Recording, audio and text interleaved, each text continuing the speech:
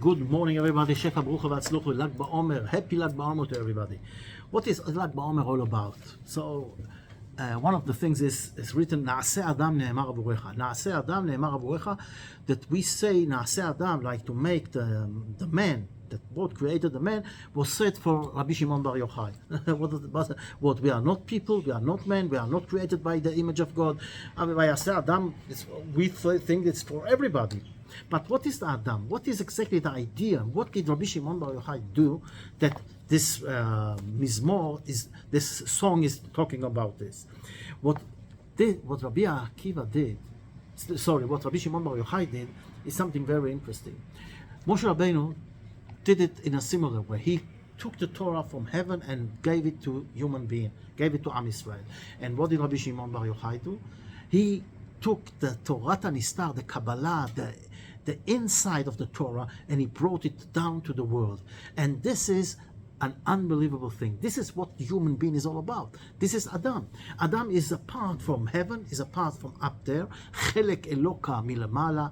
That's the neshama. This is apart from heaven, from God, and the body that is from the earth. And this is exactly the point, that when you do this unbelievable combination that we say, by the way, every time we go out of the toilet, we said, Asher yatzar et Adam bechokma, that created Adam, and again, we use Adam bechokma, with wisdom. What is the wisdom here? The connection of the spirit with the body.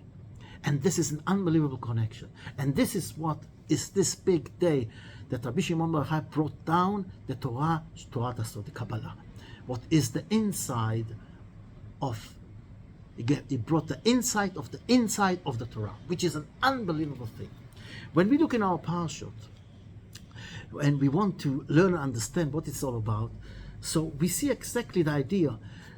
The first thing is, the Torah is telling us, when you come to, let's read it from the, 1 minute.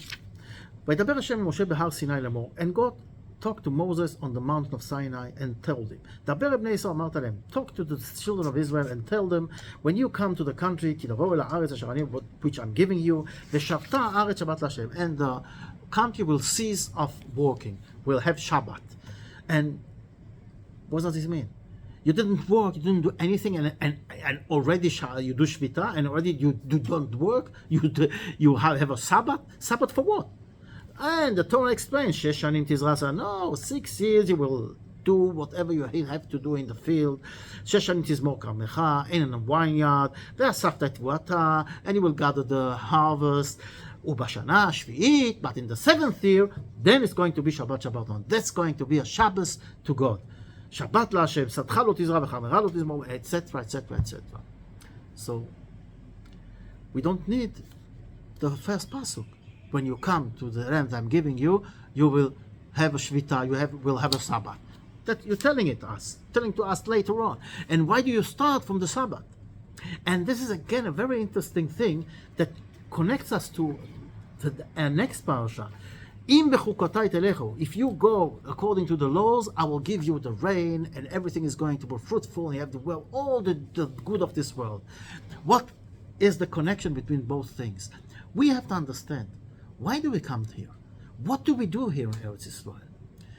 Did we come here to eat, to drink, to enjoy all the materialistic thing of life? Of course not. And this is what the Torah is telling us. When you come to Eretz Yisrael, the task is Shabbat LaHashem. This is Shabbat LaHashem. Do you come to Eretz Yisrael in order to keep the Shabbat, in order to be in a connection with God? Shabbat LaHashem. How do you do it? The explanation. 6 years you work, exactly like Shabbat that we have every week. 6 days you work, and on the 7th day you cease. You do Shabbat. Shabbaton. The same thing happens with this year. The idea is to understand, if you want this world to function, im bechukotai telechu, it's the beginning of the next parasha, you have to do the mitzvahs. When you do the mitzvahs and you go and go with the laws of the Torah, the laws of God, then everything is functioning. It's not a reward. It's the way this world is built. In this world is built that you, as a human being, have to connect the spiritual side with the physical side. This is why you need the land. Ki tavo'u el haaretz. But you need to land in order to what? Im bechukotai tishmoru, to keep the mitzvahs, which is the beginning of the next parsha. It didn't happen just like this, that we have those two parashot again together. There is a reason always for everything. And this unbelievable thing that the opening of both parashot is connected to tell us a very important point. This country, Eretz Israel, this is a privileged place. This is a present from God for us to do the job that we came to do in this world, which is Shabbat LaHashem, which is connect to God. Through what? Through the land. Because you have to have the combination of the Torah, the man, and Eretz Israel. The Khatam Sofer says, somebody who lives abroad and not in Eretz Israel, he hasn't got the whole reward. He doesn't benefit the full benefits of keeping a mitzvah. Because in Chutz La'aretz, when you keep a mitzvah, so you keep a mitzvah and you did what God asked you to do. But here in Eretz Israel, when you keep a mitzvah, you get also this inside of the mitzvah, the spiritual inner side, the fulfillment of this mitzvah in full. Not only doing what God told you to do, but much, much more. And this can only happen here in Eretz Israel. This is why the Torah tells us, be aware, when you come to this country, when you come to the Holy Land, you're not coming here in order to have fun, enjoy. You come here to connect to God. So everything, all the jobs and all the working you're doing, you need to work, you need to do ishtadlut, you need to do things in order to get the tools to worship God, to connect this physical world with the spiritual world. When you take an apple and you say the blessing, you connected the apple up there. You connected the physical part of eating and the apple, you uplift it up there. Because this is the idea. This is what we're doing here. This is what the Torah says in Becukotai Tishmoru. If you keep the laws, I will give you everything. It's not a reward. It's tools. It's like somebody works, like I always give example of a high-tech company especially. You go to a high-tech company, they've got all the facilities, like all the reason. They have a restaurant, they have a coffee place, they can have coffee the whole day, they get cakes and drinks, and they have lunch and dinner and breakfast, and they have holidays, and they have a gym, and they have beautiful offices. But this is not the salary. This is not the reward for their job. Those are tools in order for them to do the job. Imagine to yourself somebody that is going to go to this company and is going to eat and to drink and to go to the gym, sit in the office, smoking or whatever, or drinking, doing nothing. What do you think is going to happen? The boss is going to call him and says, what are you doing here? He says, what do you want? You've got eating, you want this? Yes, but I gave it to you not as a reward. I gave it to you as a tool in order to do the job. To have the best facilities in order to make the job and make it in the best way. So this is what we're asking God, and this is what God is promising us. If you do, when you go in the way of the Torah, if you understand that the whole idea of working and this physical world is in order to use it as a tool to elevate yourself and to connect to God, I will give you the best tools. In Bechukotai, you will get the best tools. But here is something that is not so simple to understand. You know, when we look at the things, when we look about Shemitah here, what is Shemitah here?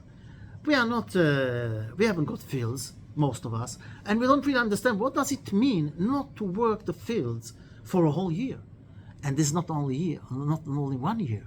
We have in the Pasha also Sanata Yovel. Yovel is the 50th year. So then you have 2 years you're not working. You're not working in the fields.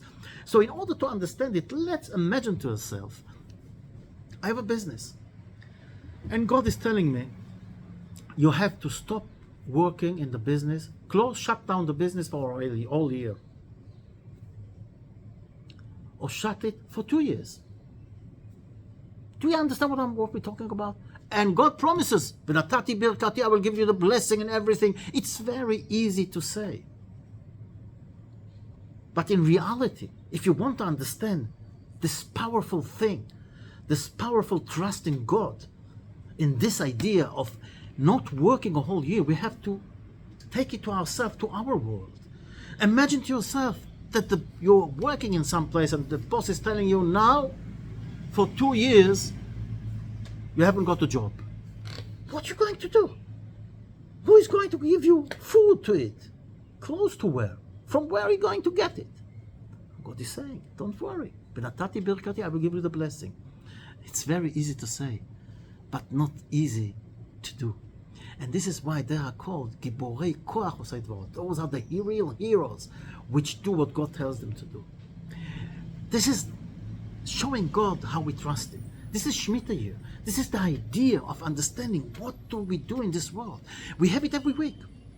Some people in the world, if they keep a day off, they keep a day off in order to have more power to rest from the working week, so they have power for the next week. But not us. This is not the reason we have Shabbat. We have Shabbat to connect to God. This is why it's called Shabbat, and this was Shemitah is called Shabbat. Because the idea is in this Shabbat la Hashem, this is Shabbat for God. This is Me'en Olam Haba. In this day, every week, we sit with God. We cease working, we don't work, we close the business. And we trust God that is going to supply everything we need. Not only this, our sages say that whatever you put on Shabbos, money-wise, you buy the best stuff for Shabbos. It's not in the calculation of the whole year. In other words, God promised you for the whole year this amount of parnasa. Whatever you take out on Shabbos is not in this calculation. Also very easy to say, how much money do you spend on Shabbos? What wine do you buy? My son, for example, it's very interesting. Every Shabbos he buys a bottle of wine. I don't want to tell you the price. Unbelievable. Hundreds of shekels. In his trust that God is going to provide. This is doing for Shabbos, lichvot Shabbos. And God promises those who keep Shabbos and understand that whatever was promised them in the beginning of the year that we're going to get, doesn't matter whatever. Not only this, if you spend more money on Shabbos, you're still going to get the same amount. Money of Shabbos is not in the calculation. Very easy said, not so easy to believe and understand and do. I believe. And that's exactly the test. What is believing? How do you believe? What do you do for your belief?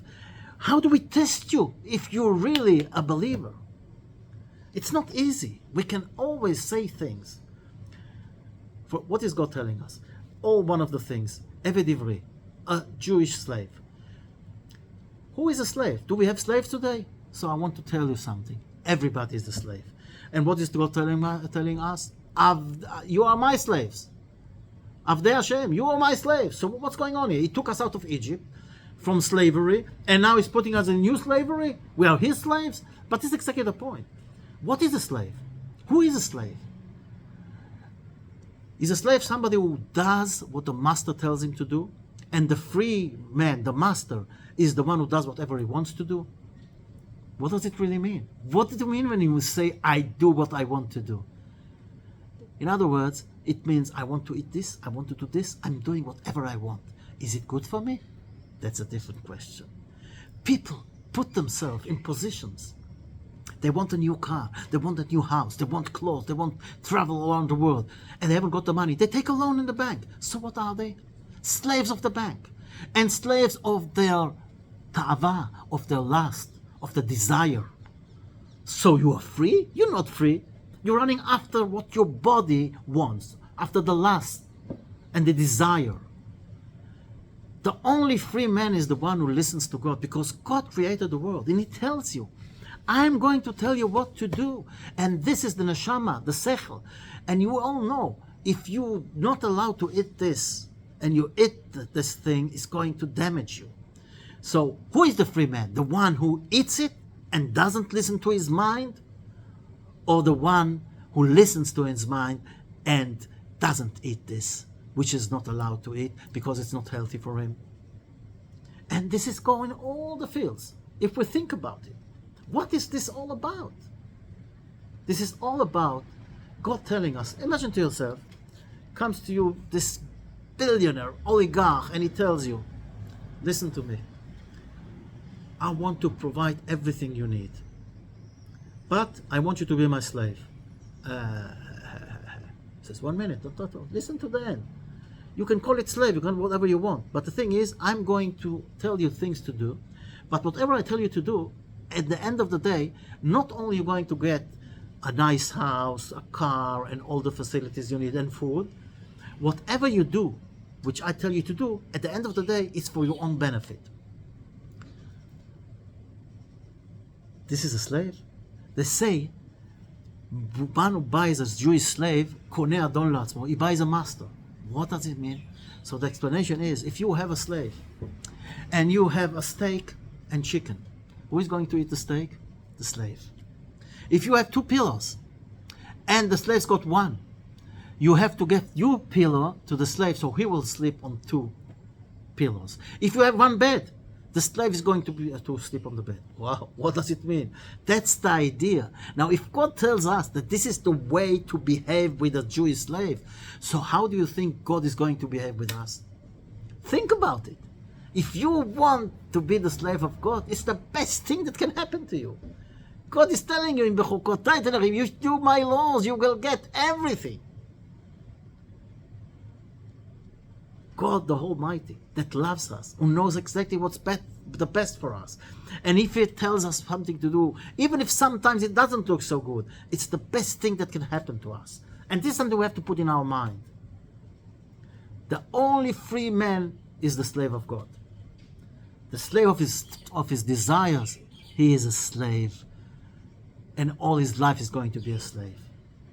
This is what God is saying. I'm taking you out of Egypt, of the slavery to your desires and lust. And you're going to be my slaves. You're going to do the right thing. That is going to free you from your desires and bring you to the best place that you can be. We have to trust God. And how would we check the level of trust? And how do we increase the trust in God and the emunah? This is Sfirat HaOmer.